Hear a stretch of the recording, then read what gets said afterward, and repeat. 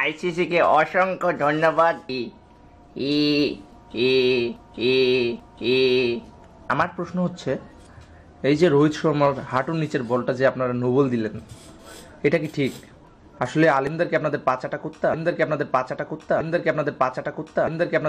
করতা, নাকি তার বোর্ড চাটা থাক না বললাম।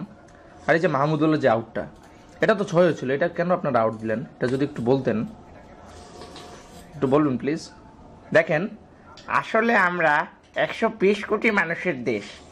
এই 120 কোটি মানুষের দেশে যদি আমরা এখন হেরে যাই, তাহলে 240 কোটি জুতার বাড়ি আমাদের মুখে লাগবে। সেটাকে আপনার বাপ সামলাবে? আর এই যে এত শত শত কোটি টাকা খরচ করে যে আমরা এই টুর্নামেন্টটা বানিয়েছি, আমরা না জিতলে মকা টাকা কি কে দিবে বলেন? তাহলে আমাদের জিততে হবে না,